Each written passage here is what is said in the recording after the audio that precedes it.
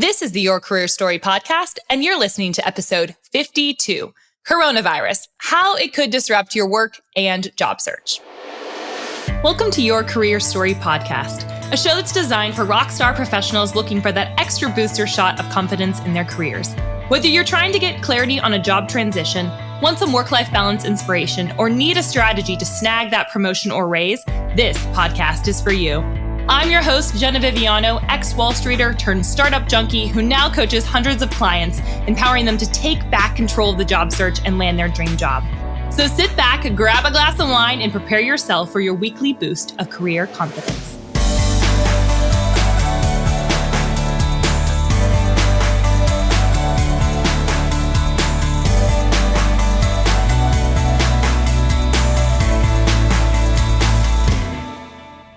Hello, friends, and welcome back to another episode of the Your Career Story podcast. So we had no anticipation of obviously doing this podcast episode when we planned out our entire year, but here we are. And we really had something else planned for this week, but we wanted to just talk a little bit about the things that you're probably seeing in the media, how it potentially could affect this, virus could affect your work life. It's probably already affecting your work life. And then also if you're job searching, how to manage that and some tips and some tricks that we would recommend. So some things we're going to go over today. First, we're going to talk about the job search impact. So if you are job searching, what that could mean for interviewing, what that could mean for layoffs. So whether you're looking for a job or not, just some things to be proactive about. So that's the first thing we're going to talk about. The second thing that we're going to talk about is that a lot of you are now working from home. Some of you are used to working from home. Some of you and many of you are maybe not used to doing it on a daily basis. So I have some work from home tips that I've actually farmed from LinkedIn and some folks on there. And then also some things that I recommend being someone who does work from home pretty much every single day. And then I'm going to talk to you a little bit about what to be doing in the downtime. So when you are working from home and there's a lot of confusion and you're probably having a loss of productivity, what are some things that you can do during your downtime and how to look at this as potentially a redeeming thing versus just a really, really scary thing? Which leads me to kind of framing up our conversation for today. So I know for myself, I have probably fed into the mass media a little bit too much. And I think there's kind of some distinction that I want to relay when talking about this and to be sensitive about it to people that are perhaps fearful of the implications of that. And then also addressing people that may be saying that's no big deal, whatever, who cares if it happens to me, right? So I think that what I want you to understand when listening to this is I am all about proactivity. So I don't want you to hear any of this from, I'm not trying to be a fear monger. I'm not trying to make you think that the worst is going to happen. I'm not a doomsday prepper. If I read the media, then that's really easy to do, right? So I'm actually going to give you some practical tips on how to not be a doomsday prepper during this situation, and then how to thoughtfully think through and address how you can be doing something to help mitigate kind of all that's going on. So I want to talk first briefly about fear versus proactivity. So we're hearing there's a lot of fear-based narratives that are going on right now in the media and just amongst people. You're seeing it in the grocery stores. I tried to get toilet paper just because it was a normal part of my daily routine. We need it. And I couldn't find it. So there's just a lot of things that are festering the fear and there's creating panic. And here's my thoughts on that. Fear doesn't solve problems. Fear leads to irrational decision-making that honestly is harmful. That is relevant for every area of life, not just what we're experiencing right now. So I talk about this a lot with clients who are perhaps fearful or desperate in the job search process, and they end up taking a job that they really don't want. They're making a bad decision. So I want you to think about kind of the information that you're ingesting, and is that leading you to make unhealthy and irrational decisions that are not actually solving problems? I think that we often think that we're showing that we care by worrying. That is just not true. You're actually not helping anybody or yourself by obsessively worrying and thinking about it. There are Bible verses about this. I'm happy to share them with you, and we can include some of them in the show notes. But one of the ones that I keep on referring back to for myself, and this is relevant for you if you are a Christian or not a Christian or anything along, you don't have to be religious for this to apply to you. And I love this quote. It was in Luke 12:25, and it says, "Who of you by worrying can add a single hour to his or her life?" So just because you're worrying doesn't mean you don't care. So if you're not worrying about this, or if you're not obsessing about it, let's just use that phrasing. It doesn't mean that you don't care. There are ways to proactively address it, acknowledge it, and then proactively make changes in your lifestyle and the choices that you're making on a day-to-day basis to help mitigate the spread, and then also to potentially redeem parts of the things that are happening. So that's really what I want to focus on right now. I am not going to fearmonger you. I am not going to talk about you need to be applying to all the jobs now because you're going to get laid off. Like that is not, I think, helpful information. Here's what I'm going to be talking about today. The things that you can control. There's a lot of stuff we can't control that's going on right now. And I'm going to be talking to you about the things that you can control in your own small microcosm that's going to help you get through this. If you are looking for a job, not looking for a job, fearful if your job's going to be there or not. And then also just some practical tips on how to get through the day to day when you have all of this mess that's going on. So I'm a firm believer that, and I'm going to talk to you a little bit about being honest and I'm going to be firm but kind. You know that I am about getting off the media.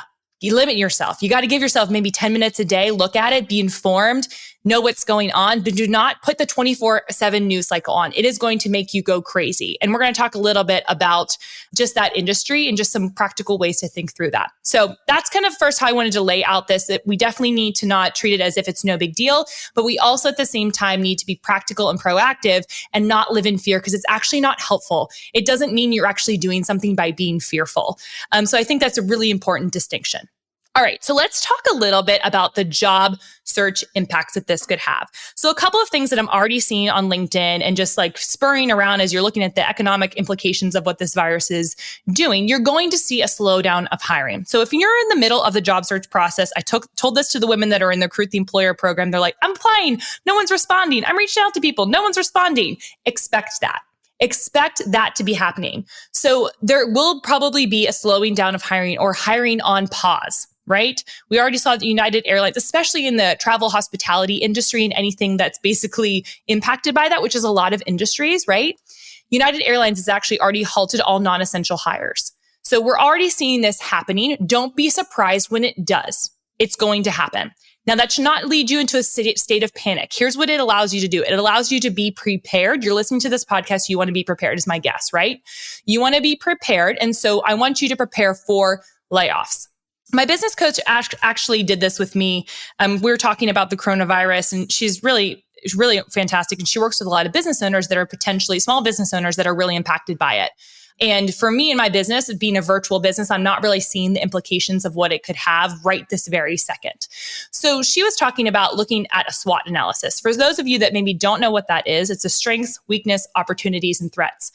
I would advise you to look at your company and see if this virus is going to be an opportunity or a threat for you guys. Where does your company fall on that matrix? And then within that, where do you fall within the company? So is your job kind of an essential or a support function? And just think about those things realistically, not again to put yourself into panic, but to look at them realistically of like, what could potentially happen and how do I get ahead of it so that I don't feel like I am up a creek without a paddle? Or as we say in Pittsburgh, up a creek without a paddle. So I do not think that we are about to enter in some massive full-blown recession. Again, I'm not a financial expert. Even though I worked on Wall Street, I don't know anything probably really about that. I think that we're going to see a blip in the market. We're already obviously seeing it. And that we just need to be prepared in case this lasts longer than what we anticipate, right? People are already talking about that. So in anticipation of potentially being a part of a company that has more threats than opportunities and where you're in a position that is more non-essential than like actually revenue driving, right? I want you to think about potentially looking at your materials, your marketing materials, and getting some things in line just in case that does happen. Right? So if you are in the middle of a job search because you have already been proactively looking, you've already been applying online, maybe you've been listening to this podcast and doing those things, I want you to keep going with your search and networking. The application you should still be applying. That's totally fine to be doing. If you want to wait a week or two till some of this dies down, I also think that's appropriate. But my point is don't stop the momentum. Keep going on with your search. There are some studies that I've seen online that have talked about how recruiters are actually taking advantage of this time because the people that they're targeting are actually home. So they can hop on the phone call perhaps versus like trying to get somebody in the office and they have to coordinate with their work and take a sick day and all the jazzy stuff that goes with that. So I would consider and implore you to keep going with your job search and keep networking. It is super, super, super important that you do not stop the momentum if you started. Also, at the same time, don't be surprised if you don't hear a ton back because people are distracted. You're distracted. I'm distracted. Everybody's distracted by this. And so, but I don't want you to lose momentum. Do a little bit every day that's going to keep you moving in your job search and keep networking with individuals. Use it as an opportunity, not as a setback. The other question that I've been getting about specifically with the job search impacts and the coronavirus is how do I deal with video interviews, right? So more and more companies, obviously now you're seeing a total shutdown of all of this, of any kind of mobilization. A lot of travels being canceled, everything, right? So how a lot of companies are deciding instead of doing in-person interviews, if not all of them, right? They're doing video interviews. So we're getting a couple of questions like, how do you do a video interview really well? What are some tips and tricks to be thinking about as you're preparing for interviews and keeping that process going as companies are still hiring? Because it's not a total shutdown, right? There are companies that are still hiring, companies that have not put things on hold. So how do you address those interviews if you get them? So a couple of things. One, I want you to take this just as seriously as you would an in-person interview.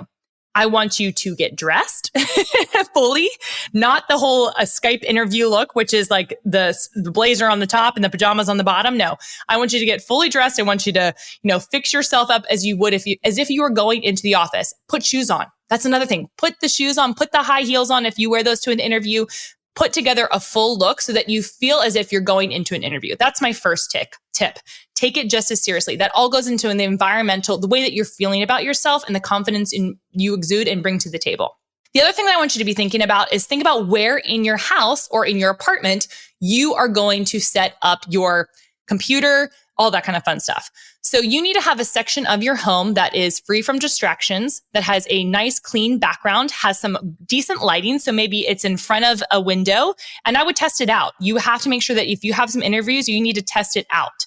You can also buy ring lights on Amazon really cheaply, and you can just have it latch onto your computer. That's an option as well to get that good lighting if you don't have something natural in your home. But get your home office set up. And get it up. And this is good, just even quite frankly, if you're working from home now, get your work from home office set up. But make sure that wherever you're positioning your camera, that you can clearly be seen. There's not some weird shadow thing going on. And you have a really decent background. And there's not like your kids aren't running around. You have it in a separate part of your area or space that is conducive for that. So you might have to move some furniture around for this. It just might have to happen for now. That's the first thing. The second thing is make sure that you have your job description and your resume and all of your material ready to go, similar to you as you would if you go into an interview in person, right? Make sure that you have a notebook out on the desk, that you're taking notes while you're on this phone, on this video chat, which can feel really awkward, right? We're going to talk about body language, but just make sure you have a notebook sitting next to you and that you're going to be taking notes with. So you got your resume, you got your job description, you've got your notes that you've taken, and then also a notebook to take notes during the whole entire process.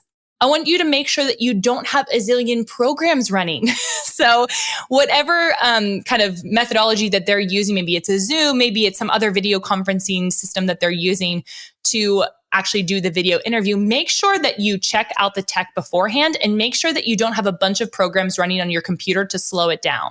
In conjunction with that, I want to make sure that you check your bandwidth. We're going to include a link on how to do that in the show notes of how do you check to see like what your Wi-Fi is looking like, just to make sure that you don't need to potentially Amazon, because you're probably not going to be going to the store, Amazon in some kind of hardwiring into your intranet. So just to make sure that you don't lose connection, because that's happened to me before, do all of that stuff beforehand before you have the interview to make sure that it all works. And then finally, the last thing that I want to talk about when it comes to video interviews is body language.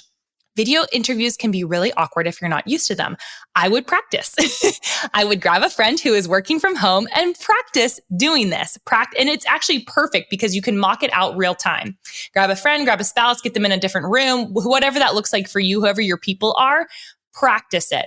Maintain eye contact. So that sometimes can feel a little bit difficult when you are looking at a camera and you're like, am I looking at myself? Am I looking at the person? Pick one spot. I don't care if you're looking at the person on the screen or if you're looking through the camera hole or if you're looking at yourself on the screen, just pick one spot to look in.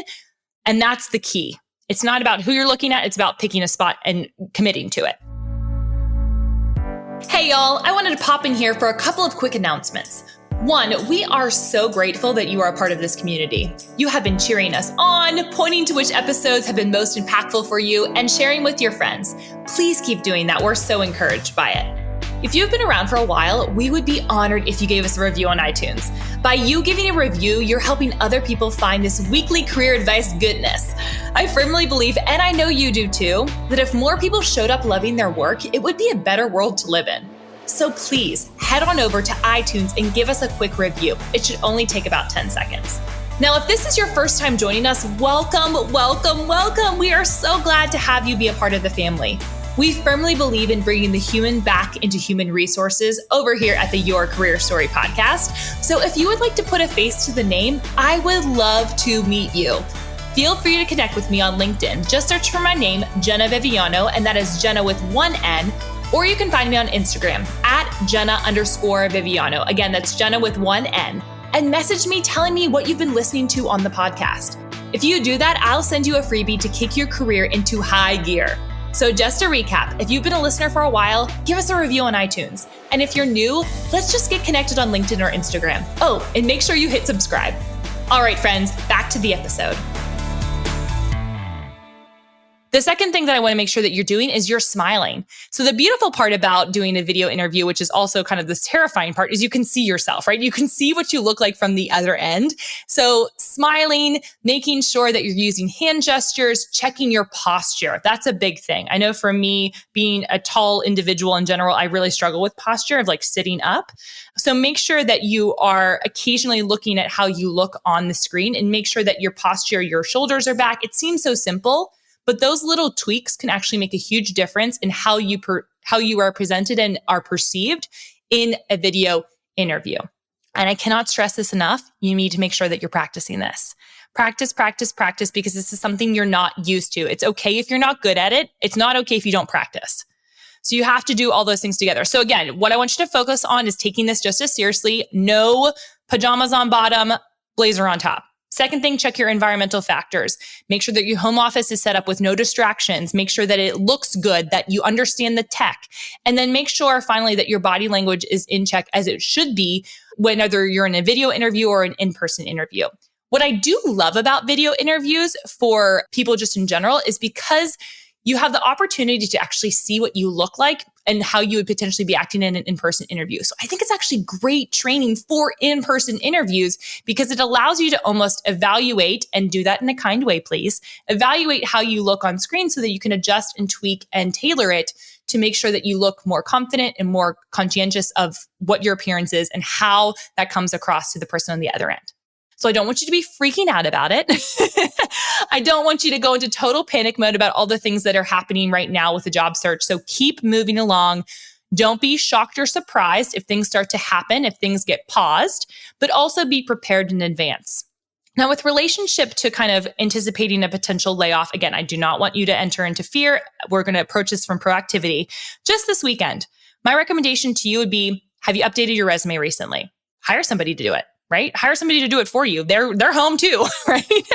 Work on your resume, work on making sure that your LinkedIn profile is up to speed. And then just maybe if you would like to, if you're feeling really nervous and this would help calm your nerves, check out LinkedIn, see what opportunities are available to you, and just start the process of meandering around. We have tons of resources on our website that could be really beneficial. And just share this episode with somebody who may be interested in making, a change in their career or are worried about this. Send this to them that hopefully will give them practical tips on how to actually do that and to stay ahead of the curve and not be reactive versus proactive. That is my biggest thing with a lot of my clients and talking them through this has been to be proactive, not reactive. In your career in general, you should do this. So use this as an opportunity to be proactive in your career. So I won't talk any more about that.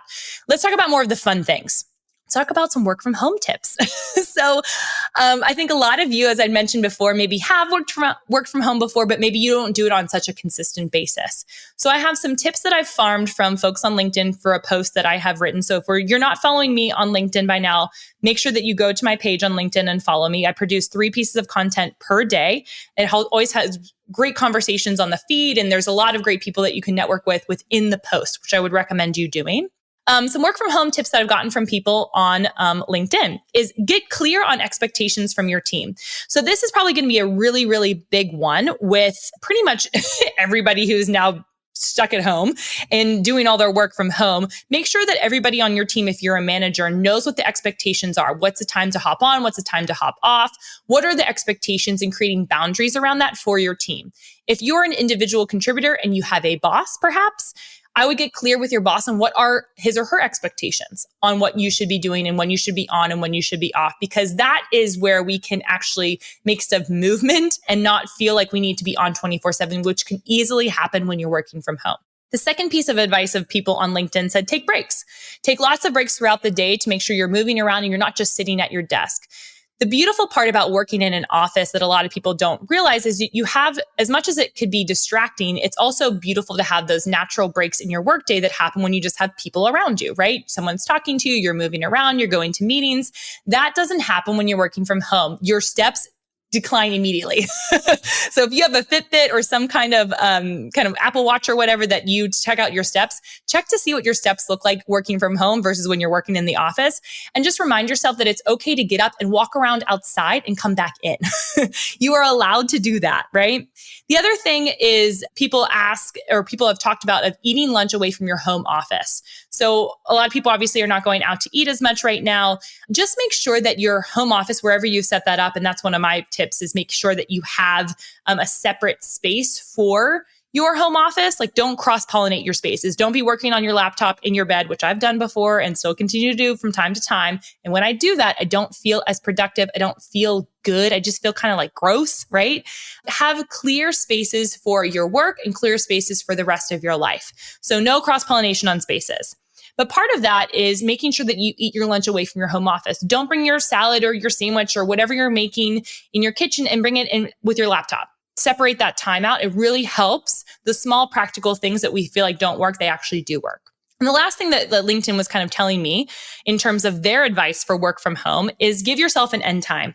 So whether you maybe set clear expectations with your team or not, give yourself an end time where you log off, you turn down, and maybe you log off on all your social medias for the rest of the day as well. And maybe you log off on your email as well, or your Slack, and just shut it down. Give yourself an end time, because if you don't, it's going to bleed over into your whole life.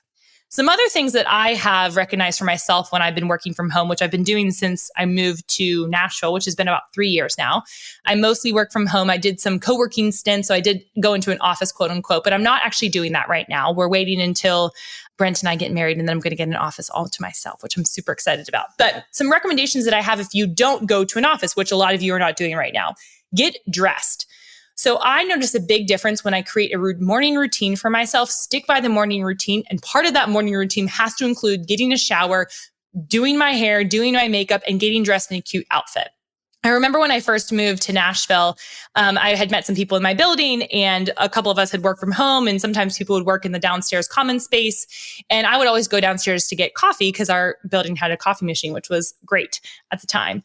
And she goes, "Jenna, you are always dressed in a really cute dress." And I turned to her and I said, "Thank you. And also, if I don't do that, I will feel like gross all day long. Like if I sit in yoga pants, that's just not me. It's not going to make me feel like a strong, confident career woman that can help a lot of women. Like I'm just going to feel lazy." That's what I feel like. That's maybe not you, but that's what I feel like. So for me, my work from home tip is get dressed in a real outfit. Put yourself together, and you're going to feel put together to actually put work out into the world. The second thing that I mentioned was create that routine. So whatever your morning routine looks like, get up at the same time every day. We have a woman that's in my Recruit the Employer program right now, and she's been working from home for quite some time. And she said the biggest thing for her to stay sane, which she's trying to get out of the work from home life, actually, because she's been in it for so long and really is craving that kind of social interaction. But she creates a routine. She gets up at the same time every day. She logs on at the same time, and she kind of creates her schedule and really makes sure that there's some regimentation to it so that she can actually feel like she is, producing and shutting down and producing and shutting down.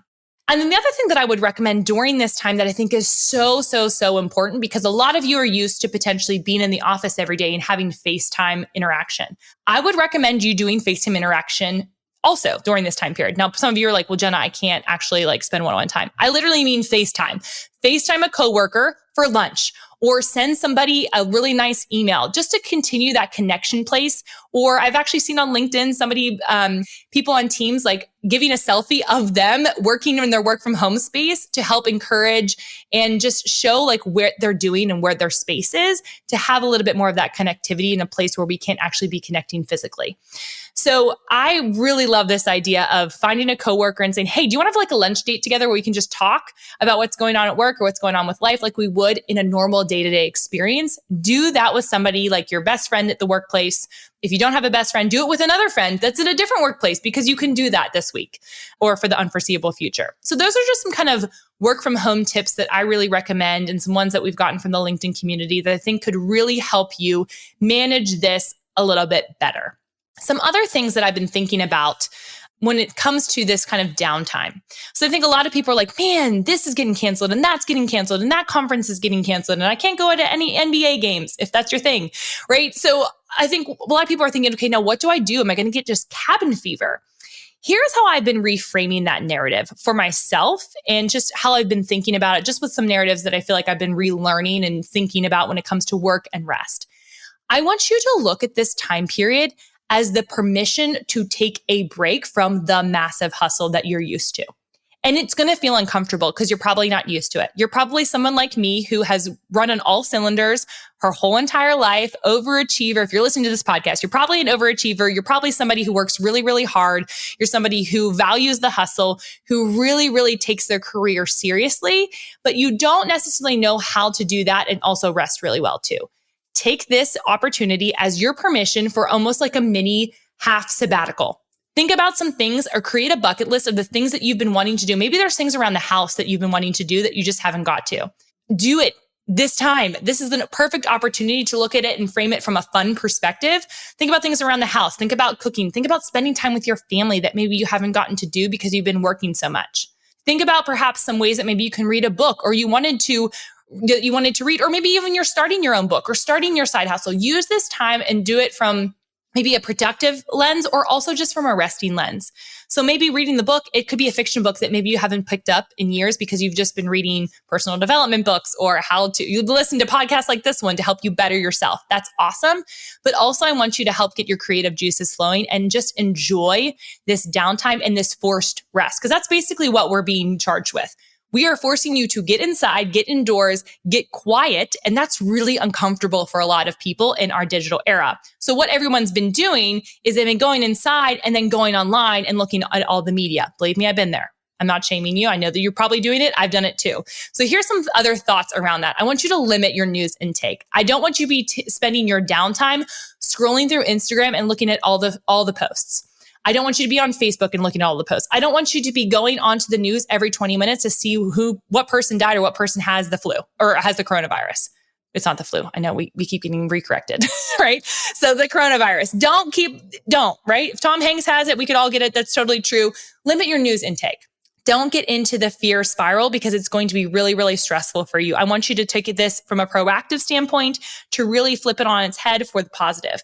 Here's some other things that I've been doing. I want you to really think about just media in general. So this is not against any journalists. If you're a journalist that's listening to this, the reality is the media is a multi-million, if not billion-dollar industry. They know what works. They're looking at the data. They're looking at the algorithms. They're understanding, for whatever reason, fear sells. So what are they selling and what are they banking on? Your captive attention. So you giving them more clicks to the clickbait-worthy titles is not actually helping us reach a solution. It's just creating more fear and panic and create its own issues, right? So I would like for you, if you're going to do it, I would look for the positive in the story. So what I've started doing, and you all might think I'm naive or crazy, but this is how I handle these things. I've been reading the headlines from a positive spin. So when it says like 20% of the population is going to die from this or whatever, that's not the true statistics. So don't go quote me on that. But I'll say like 80% of people are living and thriving afterwards. I've been looking for the positive pieces and articles to latch onto versus just the negative ones. So if I'm reading a negative one, I have to find a positive one next. I actually saw an article that was floating around Facebook that talked about a couple that was on that cruise ship that got stranded on the side of, or docked on the side of the West Coast. And it was about an older couple that we've been hearing would probably have been passed or something, would have really been affected by this virus. And I actually saw in the article that they made it home and healthy and whole after they had gone through their quarantine and they had sat with it. So I want to read more of those things. And I would encourage you to read the news, read the facts, filter through for the nonsense and the propaganda that's going to be in there, because it is $1 billion and $1 million industry. They're banking on your captive attention, and just think about the motivation of why those things are being written. It's because you're going to click on them. This is also your opportunity to give yourself a social media detox. I got Instagram off my thing again, off my phone. Got it off my phone. I don't have LinkedIn on my phone right now. And I really have been trying to limit the amount of exposure that I'm giving to this. And I've been trying to divert my attention towards more helpful things. I want you to also think about your local business owners. So this is something that I feel really passionately about. I always try to shop local as much as I can, because being a small business owner, I know that there are challenges and awesome opportunities all at the same time. So I would just think about if there are some creative ways to support your local business owners. Perhaps maybe it's not even monetarily. Perhaps it just looks like sending them a message on Instagram that you know that they have and saying, hey, we're rooting for you. What can I do to help you feel better about what's going on in the world right now? Because we're going to see what I anticipate happening, and what I hope does not happen, but it might, is the local business owners may not be able to make it. I'm seeing that in a couple of places in New York City. And that to me is one of the saddest parts about this, is what it could do economically for those small business owners. So think about maybe creative ways that you can just show that you're either thinking of them, if you know somebody that's local, that you can help maybe support them in some certain way. I don't know exactly what that would look like in your specific area, but just think about a local business owner and even just sending them a message about how much you appreciate their business, how much you appreciated all that they're doing, all that they have done for you, whether it's maybe your local boutique that you go to, or maybe it's a local restaurant, whatever that is. Just do that. I think that really makes a difference. And then also there was, I just want one Facebook post that I did find really super helpful that's been circulating, and we'll link to it as well to read the whole thing. It was from a infectious disease doctor. I'm not going to read you the whole thing, but I think that this was helpful in understanding and just thinking through panic and fear, and then also thinking about being proactive and smart, kind of what we've been talking about this whole episode. And this is what this gentleman said. He said, I implore you all, temper fear with reason, panic with patience, and uncertainty with education. We have an opportunity to learn a great deal about health hygiene and limiting the spread of innumerable transmissible diseases in our society. Let's meet this challenge together in the best spirit of compassion for others, patience, and above all, an unfailing effort to seek truth, facts, and knowledge as opposed to conjecture, speculation, and catastrophizing. Facts, not fear, clean hands, open hearts. Our children will thank us for that. So I just love that. I thought that was a great way to close us out. So if you are fearful about the coronavirus, I hear you. Let's add proactivity to that fear, and maybe it will help mitigate the fear that you probably experience. And my one last final request, stop buying up all the toilet paper. You're going to make me go crazy. All right, guys, I'll see you next week. Hey, y'all, thanks so much for listening to Your Career Story podcast. I would love to get to meet you. And there are a couple of ways that we can connect in between episodes. First and foremost, you know I love my LinkedIn. Second is via Instagram. And third is over on my website. I actually have a special spot just for you full of fun, free resources. So all you have to do is go to www.jennaviviano.com/resources. Super simple, for a bunch of freebies that will help you boost your career. Hope to see you next week.